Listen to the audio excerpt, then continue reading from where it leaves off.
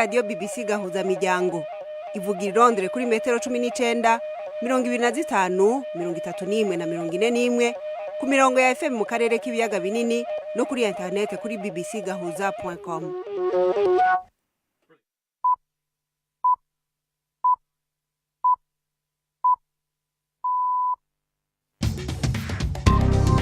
Ubu ni isaha 10 n'igice ku isaha mpuzamakungu ya GMT, isaha 12 n'igice mu Rwanda no mu Burundi. Muri kumwe na Florentine Kwizera. Ndabaramukije kandi ndabahaye ikaze mwese abakunzi ba BBC gahuza miryango. Izi ni zimwe mu ngingo zigize ikiganiro cacu cyo kuri wa gatatu itariki 10 z'ukwezi kwa kane muri 2019. Sentare ya Kacyiru mu Rwanda yahakaniye abategetsi babiri ba FDLR kuburana bidegembya nkuko bari babisavye. Muri gwa rukurikirane rw'ibiganiro bijanye n'iki gihe cyo kwibuka imyaka 25 iheze habaye genocide mu Rwanda, uyu munsi tubabwira ku buzima bw'abagore bafashwe ku nguvu muri ivyo bihe, bababo canke abana bibarutse bavuga yuko bitaboroheye kwiyakira. Ati se n'intera hamwe ibintu nk'ibyo, ati sarafunze yisha abantu n'ubwo yafashe nyina ku ngufu, nkumva birambabaje nyine nkajyaho nkarira ngatekereza ibintu byinshi ngiye kugira ngende ndwana nazo niyakire, mbona ari ukubera mama. Muravyumva uko babayeho muri kino gihe. Igisata cy'igipolisi ca hano mu Bwongereza kijeje kugwanya ivyaha byo mu ntambara cemeza yuko catanguye gukora iperereza ku banyarwanda batanu barega uruhara muri genocide yabaye mu gihugu iwabo mu 1994. Iki kiganiro gihagarikiwe na Prudence Ngiyumva.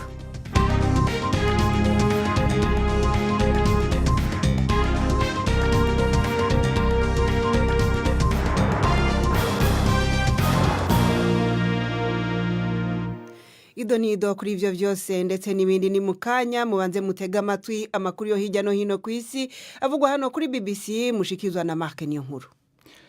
Leta ya Zimbabwe yamesheje ko igiye guhamburura ibisigarira by'abantu baharugwa mu bihumbi bishwe n'igisirikare mu myaka y'1980 ikongera ikabahamba n'iteka. Abanyazimbabwe bari hagati y'ibihumbi 5 na 20 barishwe mu karere ka Matabele mu bwicanyi bise gukurahundi. Benshi mu baba bishwe batabwa aho bataye imicafu y'aho bahingurira amabuye y'agaciro.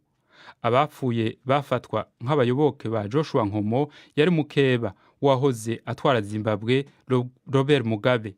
Nta numwe yigeze abazwa ubwo bwicanyi bushingiye ku moko imbere y'ubucamanza, kandi nta kigongwe cabaye ku mugaragaro. Leta ya Zimbabwe yemeye ko igiye kugira amanama ahuriramwo abantu benshi no guhagarika ihohoterwa rikorerwa abatinyutse kuvuga ivyo baciyemwo. Umugwi w'ugwaruka ko muri Hollande uyu munsi urajana urwandiko mu nama nshingamateka usaba ko kuja mu bamaraya bifatwa nk'icyaha. Ugwaruka ruharugwa mu 2042 rwashize ibidodo kuri urwo rwandiko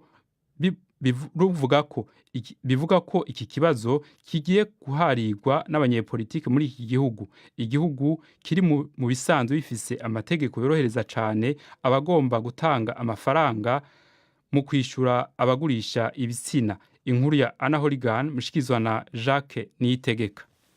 Nta kiguzi mfite, iryo niryo zina impirimbanyi zahaye icyo gikorwa ku mbuga nkoranyambaga. Izi mpirimbanyi zishaka ko abashaka kugura igitsina bahanwa hakurikijwe amategeko asa nk'ayo mu bihugu byo mu majyaruguru y'Uburayi. Ariko Fox ukora akazi ko gucuruza igitsina yabwiye BBC ko guhana abakiriya babo byagira ingaruka mbi ku bakora ako kazi, kubera ko byatuma bakora mu buryo butemewe n'amategeko. Ibi kandi ngo byatuma bashobora gukorerwa ibikorwa by'urugomo ku buryo benshi muri bo badashobora no kujyana ibibazo byabo mu gipolisi. Umuvugizi wa Minisiteri y'Ubucamanza yavuze ko leta ifite gahunda zo kurwanya icuruzwa ry'abantu ndetse no guha imfashanyo y'abacuruzi igitsina bifuza kureka ako kazi. Mu gihe ivyavuye mu matora muri Israel biri mu guhera, umushikiranganji wa mbere Benjamin Netanyahu biboneka ko agiye gushobora kugira ubwiganze bw'amajwi maze bitume aronka ikiringo kigira gatanu ku butegetsi. Umugambwe wa Likud hamwe n'ihwaniro ry'abafise ivyiyumviro vyo hagati utwagwa n'uwahoze ari umukuru w'urwego rwa gisirikare Benny Gantz basa n'abanganya intebe aho umwe wese afise intebe 35. Bwana Netanyahu hiteze ko agiye gushiraho leta iri mu migambwe mito mito itsimbataye ku bintu bidahinduka hamwe n'imigwi ihagaze ku kwemera. Netanyahu yavuze ko yaronse amajwi menshi.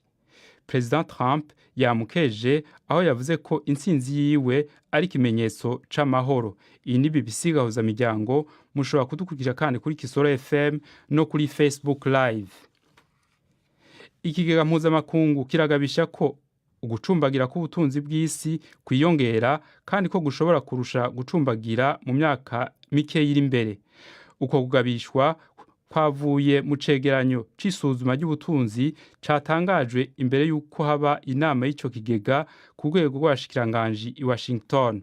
Inkuru ya Andrew Walker mushikizwa na Odas Makado. Indongozi z'ikigega mpuzamakungu c'ubutunzi FMI zivuga ko leta zunze ubumwe za Amerika zitari bwashikane urugero ruhanitse rw'ideni nk'uko biri ubu. Mu Bushinwa hoho inyungu z'amabanki zibandanya zikoroka mu gihe ayatari make muri ayo mabanki imitahe yayo yagabanutse. Mu butunzi ivyo bibonwa nk'uburyo bufasha kugabanya ingaruka z'agahombo. Iki kigega mpuzamakungu kandi cerekana ko mu bihugu bitari bike vya Buraya amabanki abangamiwe n'amadeni y'amareta bigashobora kugira ingaruka kuri ayo mabanki. Ariko iki kigega c'isi kirahumuriza kikavuga ko uku ubutunzi bwifashe mu bihugu rutura bitotera umutima uhagaze. Ariko kandi hamwe umurindi wogumuku ingaruka zozo zo kwiyongera ku butunzi mw'isi muri rusangi ndetse n'ibintu bikunyuka kandi mu myaka mike cyane. Umukuru w'igisirikare muri Algeria yamesheje ko yizeye ko ubutungane bugiye gutanguza amatohoza ku bategetsi bo hejuru barongoye igihugu. Lieutenant General Ahmed Ged Salah yafashe abantu bari begereye President Abdelaziz Bouteflika yatanze imihoho ku ndwi iheze ku nguvu nk'akagwi k'abagizi ba nabi. Yavuze ko ubutungane bwari bukwiye gutanguza amatohoza ku barongozi bo hejuru muri politike ku bijanye n'ubunyonyezi, gukoresha ububasha bafise muri politike no gusesagura amatungo y'igihugu. Sentare ntahinyuzwa yaha mu Bwongereza yafashe ingingo yo kwemerera abanyazambia kurondera ubutungane n'indishi mu masentare yo muri iki gihugu inyuma yaho kompanyi Vedanta yimba ubutare ifise ikicara Hironde yagirijwe kugira uruhara mu konona amazi. Kompanyi Vedanta yemeje ko uru rubanza rwari rukwiye kubera muri Zambia, aho kompanyi bikorana KCM yagirijwe konona uturere turi hafi yaho icukura amabuye y'agaciro.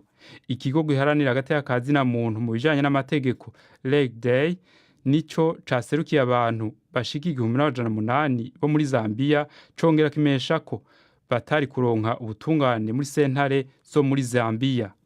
Ayo makompanyi yoyo ariyo Vedanta na KCM avuga ko azoburana kuvyo yagirizwa Florentine. Urakoze Make, niyo nkuru kuri ayo makuru ya BBC.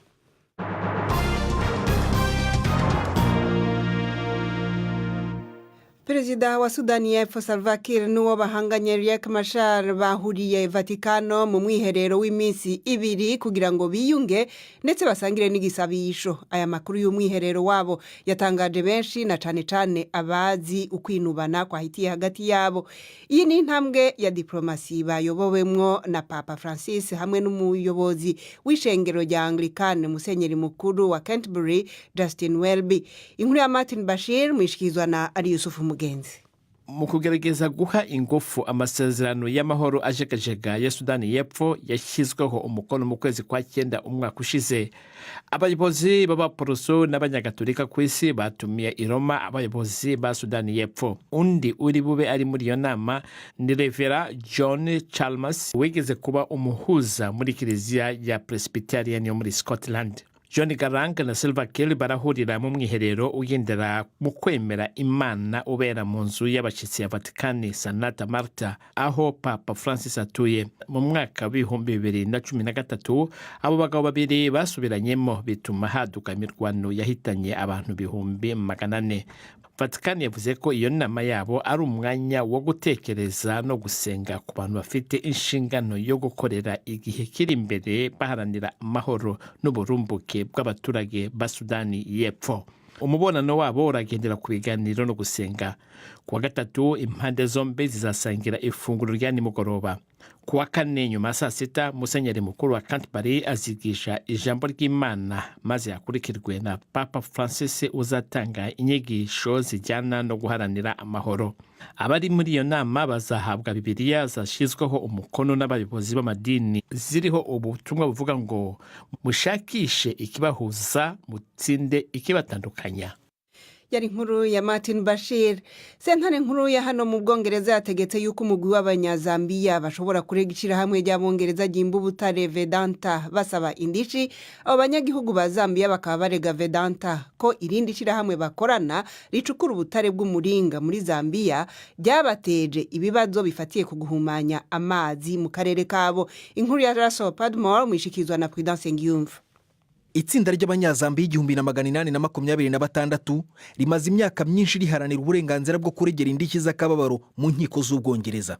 Vedanta ndetse n'ikigo gicukura amabuye y'agaciro KCM cyo muri Zambia kishamikiyeho byavugaga ko uru rubanza rugomba kubera muri Zambia ntirubere mu Bwongereza, ndetse byatumye ikigo kijyana ikirego cyacyo mu rukiko rw'ikirenga, ariko cyateshejwe agaciro uyu munsi. Umucamanza Lord Briggs wari uhagarariye abandi batanu yavuze ko kubera ibibazo bikomeye byo kugera ku butabera muri Zambia urubanza rugomba kubera mu Bwongereza. Uru ni urubanza rw'amateka kubera ko rufunguye imiryango ku bandi bantu bo mu bihugu biri mu nzira y'amajyambere bagirwaho ingaruka n'ibibazo by'ibyuka bihumanya ikirere cyangwa bakorerwa mabi n'ibigo bifite icyicaro hano mu Bwongereza bashobora kuregera indishyi mu nkiko z'Ubwongereza aho kujya mu nkiko z'ibihugu byabo. Yari inkuru ya Russell Padmore idushikanye ku isaha imwe buri minota 18 Bujumbura ni Kigali.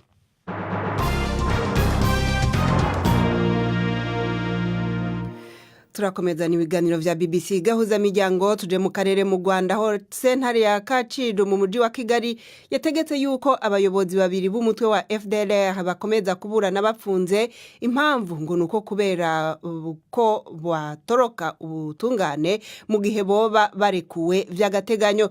Umucamanza yavuze yuko ivyaha birimwo ivyo biyemerera bikomeye cyane, itegeko rikaba ritemera yuko babiburanishwa ko bari hanze. Inyase Nkaka azwi nka La Force Fils Bazeye na Lieutenant Colonel Nseka nabo Jean Pierre ariwe bita Abega bari basavye kurekugwa. Bavuga yuko badashobora gutoroka kuko ngo basanze ivyo babwirwa ku Rwanda birimwo ibinyoma. Ni inkuru ya Jean Claude Mwambutsa i Kigali.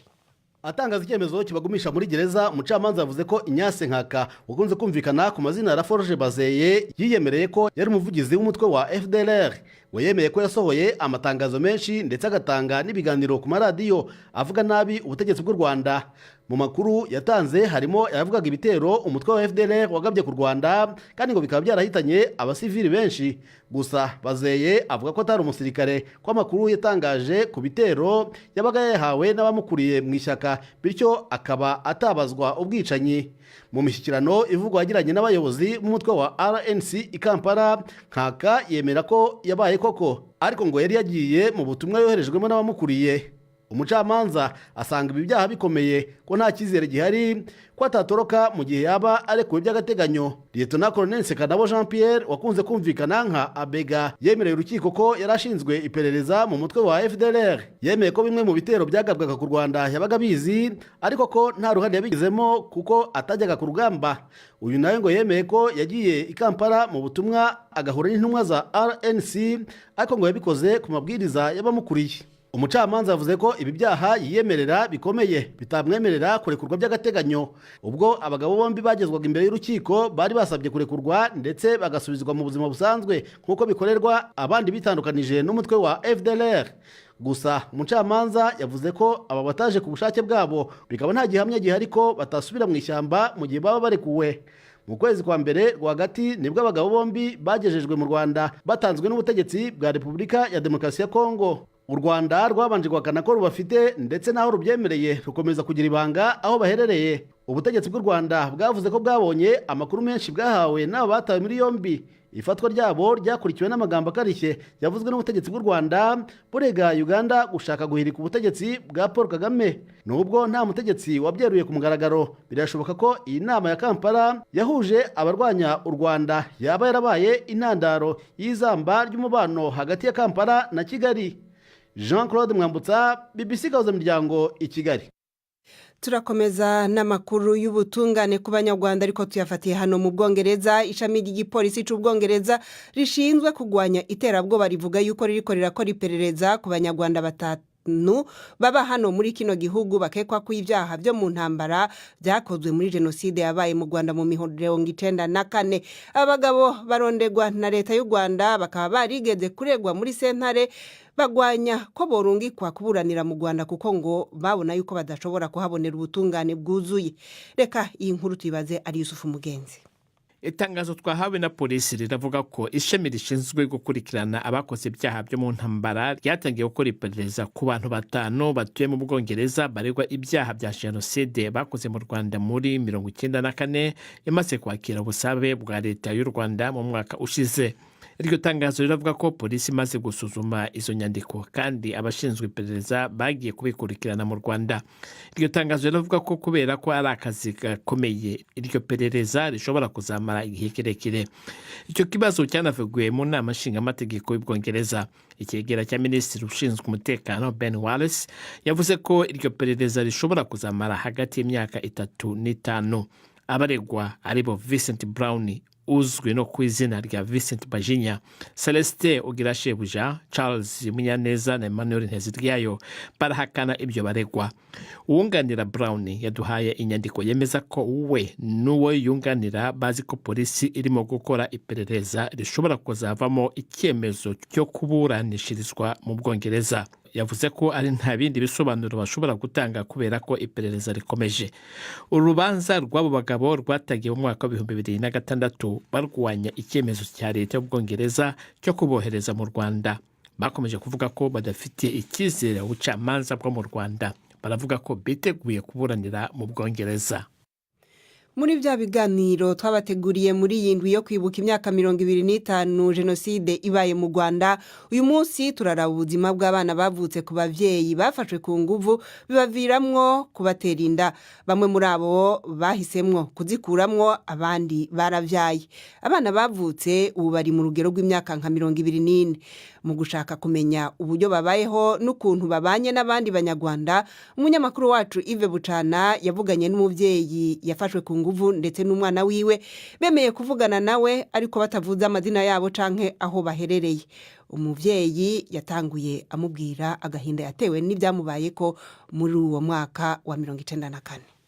Ntaho wabonaga ibitaro, ntaho wabonaga umubyaza, bese ndaramfashe ngumaho kuryo nahababariye bihagije. Nabyariye mu rugo ko nta twabuze n'uwampeka kandi wari kumpeka nawe ari kunjyana uko ibitaro bari babishenye, nta baganga bahari, bese byari ibintu bikomeye yo nibutsa aho hantu. Uyu ni umwe mu bagore n'abakobwa batari bake bafashwe ku ngufu bagaterwa inda mu gihe cya jenoside muri 1994.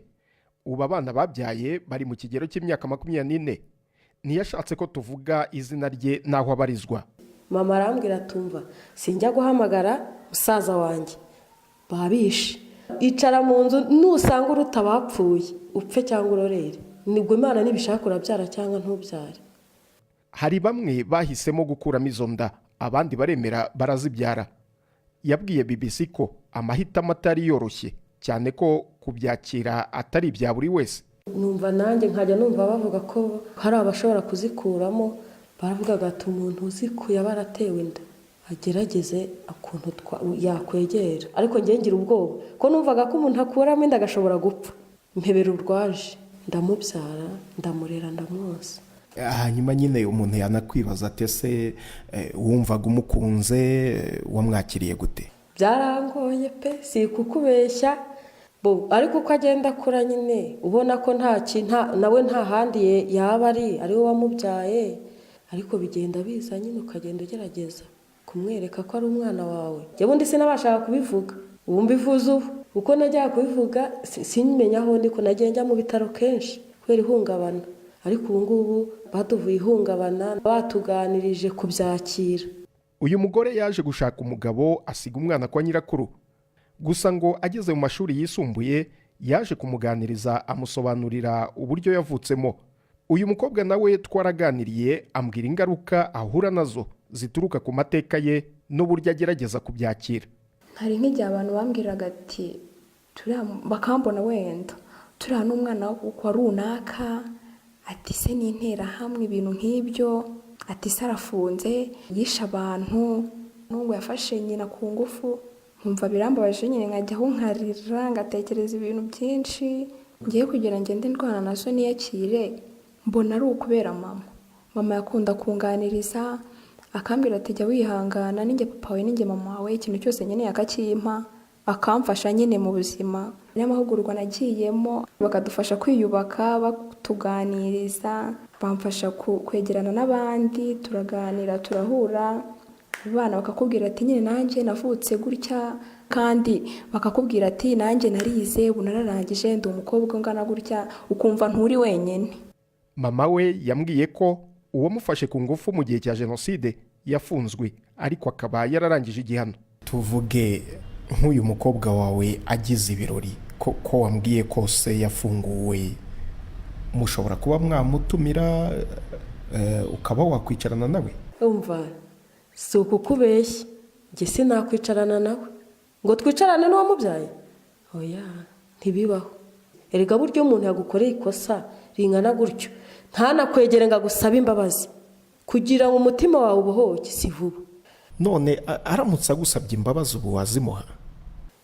kubera ndi umukristo kandi leta ivuga ngo tuyenda tubabarire n'abatazi dusabye. yari inkuru ya Yves Bucana. twizere yuko abatanguye bafite ibibazo byo kutwumva cyane cyane hagati mu gihugu mu Burundi nka Innocent ari Gitega ko ubu byoba byabagendeye neza. reka ubu naho twumve icabo mu runana batubikiye ejo.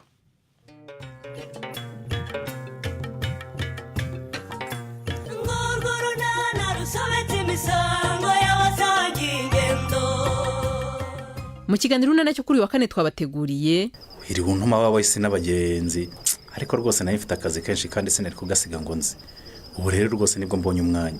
ubundi so ugiye kumara icyumweru 2 3 utazi amakuru ya nyoko, wumva umeze ute wa mwana we? ni wewe wanyirukanye ariko si cyo ngushakira. noneho rero ndagira ngo menye niba wowe ari ne yaba yakubwiye iyo yerekeje. hari ne nyine. hari ne se yagiye. ni 12:45 kuri BBC. John ejo rero ntimuze mutangwe. mu mwanya w'ikiganiro c'abakenyezi uyu munsi turagaruka ku kibazo c'abagore bavyaranye n'ababirigi mu bihugu vyategetswe ku ntwaro ya gikoroni n'ico gihugu, bambuwe abana babo bagafatwa mpiri bakajanwa kurererwa mu Bubirigi hagati y'imyaka y'igihumbi kimwe n'amajana 1959 na 1962, aho bamwe batigeze ndetse baronka n'ubwene gihugu. haraheze hafi indwi umushikiranganje wa mbere w'Ububirigi yumvikanye asaba imbabazi kuri ayo mabi yakorewe abana bagira ku bihumbi 200 bavutse hagati y'abiraburekazi n'abakoroni mu bihugu by'u Burundi, u Rwanda na Repubulika ya Demokarasi ya Kongo vyatwagwa n'Ububirigi. umwe mu bahuye n'ayo makuba ni Jackie Gogebert, yaganiriye na mugenzi wacu Jacques Niyitegeka. Maintenant c'est la première fois qu'on puisse déjà prononcer. n'ubwa mbere batinyutse kuvuga ibyabaye. kuri njyewe rero ni ikintu cy'ingenzi kubera ko ntekereza ko iyi ari intango. nizeye kandi ko buri munsi hari ibintu bizagenda bihinduka ku byerekeranye n'amateka ajyanye n'ukuntu byagenze mu Rwanda, mu Burundi no muri Repubulika ya Demokarasi ya Kongo ku gihe cya gikolonize. Kandi ni ikintu gikomeye cyane kuri njye kubera ko mu mbabazi Ububiligi bwasabye, Minisitiri w'Intebe yavuzemo ababyeyi b'Abanyafurikakazi. Ni ubwa mbere abantu bava mu Rwanda, mu Burundi no muri Kongo byemezwa ko bahohotewe n'ubutegetsi bwa gikolonize. Murifuza ko leta y'Ububiligi ibaha indishyi y'akababaro kubera ako karengane mwakorewe?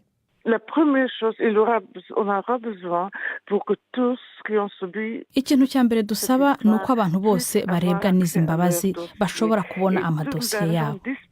Amafaranga ahari agomba gukoreshwa mu gufasha abahuye n'ako karengane kugira ngo bamenye amazina ya ba nyina n'abandi bo mu miryango yabo bamenye cyangwa se batamenye.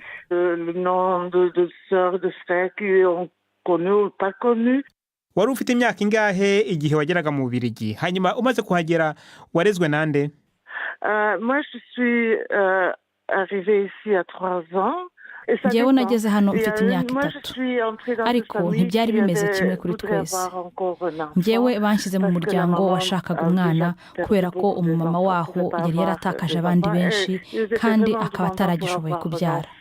Bifuzaga cyane rwose kubona umwana, ariko rero hari abandi bana batabashije kurererwa mu miryango. Abo rero bo bagumye mu bigo birera abana cyangwa bashyirwa ahandi. Naguha nk'urugero rwa musaza wanjye. Bamwambuye mama maze bamuha abihaye Imana bo muri Denmark bari Bujumbura.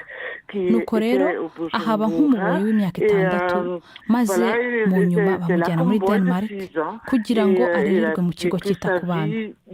Muri icyo kigo rero bakoraga akazi ko gupfura inkoko amababa. Nuko rero yatangiye ubuzima, ntiyigeze ahabwa amahirwe yo kwiga cyangwa se ikindi cyamugirira akamaro. Poulets pour enlever leurs plumes. Et là, il a commencé sa vie. Jamais eu de l'éducation ni rien. Wigeze umenya ababyeyi bakubyaye cyangwa se bene wanyu? La plupart de nous autres, on arriverait dans l'institut et on changeait le nom. Et puis quand on sont venus en Belgique, benshi muri twe iyo twageraga mu bigo amazina yacu bahitaga bayahindura. Maze twagera no mu Bubiligi amazina agahindurwa, ku buryo hari abana b'imyaka 3 cyangwa se 4 bahinduriwe amazina inshuro zigera kuri 4. Bityo rero ntabwo umwana yashoboraga kumenya nyina kandi ababyeyi nabo ntabwo bashoboraga kumenya umwana wabo. Numvise ko ufite inkomoko yo mu Rwanda. Waba warashoboye kujyayo?